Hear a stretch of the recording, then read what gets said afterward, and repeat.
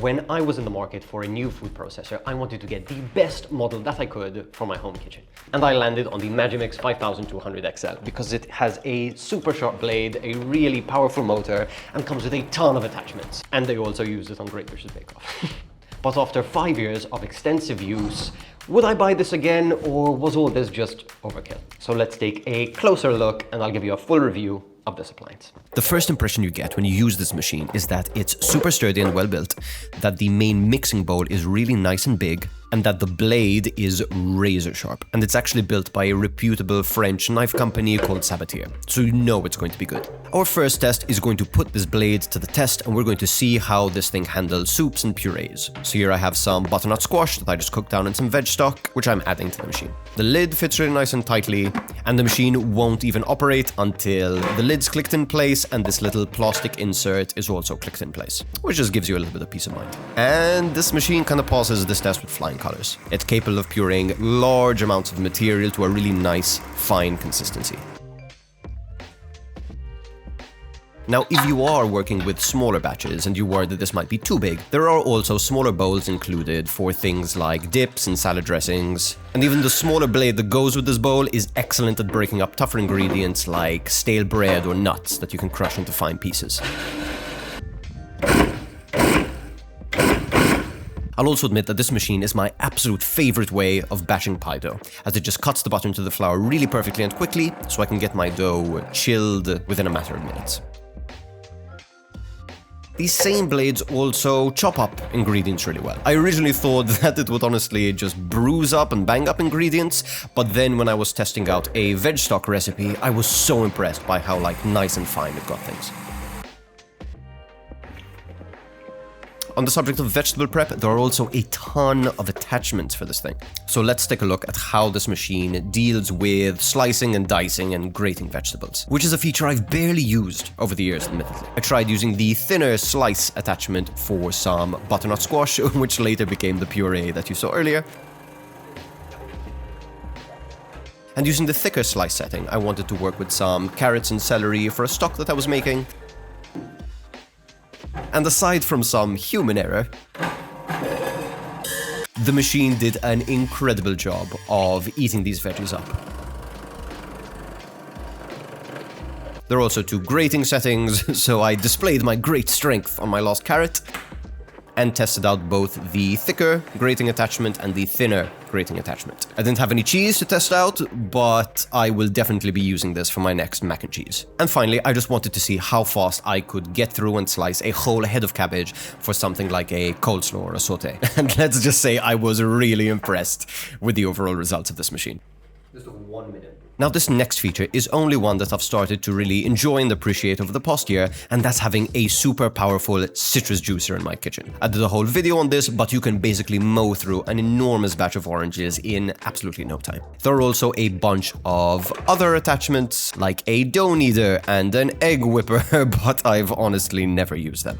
And on that note, in the interest of an unbiased review, let's take a minute to talk about this machine's drawbacks and shortcomings. Now, while the features and attachments of this machine are super well built and really appreciated, they do take up a ton of room in your cupboards. Now, keep in mind, you don't need to store everything together, but even if you are the type of person who keeps your food processor out on your counter, be mindful that this is actually quite a tall machine when it's fully assembled. And if you do plan on moving it back and forth from the cupboard, keep in mind it's not unreasonably heavy, but let's just say you wouldn't want to drop this thing on your foot. Now, the blades are super sharp, and the motor is incredibly powerful, but for some tasks you're just outperformed by a high-powered blender. The butternut puree was really nice and smooth, but it wasn't as perfect as my Vitamix would have gotten it, and I also attempted to turn those crushed peanuts from before into some peanut butter, but the smaller blade could only really make what I can best describe as a ball of peanut paste. Also, while the different size bowls are super useful, sometimes you can get the bigger bowl dirty, which just leads to more to clean up. And speaking of cleanup, most pieces are completely dishwasher safe, but I would always hand wash the blade myself as that increases its lifespan. Watch out though, as this thing is super sharp and you may very well cut yourself if you are not handling it properly. And finally, this thing is also a little bit noisy, which is completely normal for these kinds of machines, especially stronger ones like this. But if you have pesky neighbors, be aware. Okay, we've gone through a ton of information. I was honest about the drawbacks that I've experienced with this machine. And before we get into the final verdict, let's just talk about some alternatives to this if you don't think it's for you. For starters, if you don't think that you will actually use any of the chopping accessories or the juicer, or if these extra bowls seem more hassle than they're actually worth, but you still like the amazing functionality and versatility of a food processor, I would just recommend getting a cheaper, slightly smaller model. So Magimix have the 3200 series, which is excellent and much, much cheaper. If you're in America, the Ninja food processor is pretty good. I think Breville and Cuisinart both make pretty good entry-level models, and that'll get you done just fine. Get you done? Ew. That's a weird way of saying it. Those smaller food processors will fit your needs just fine.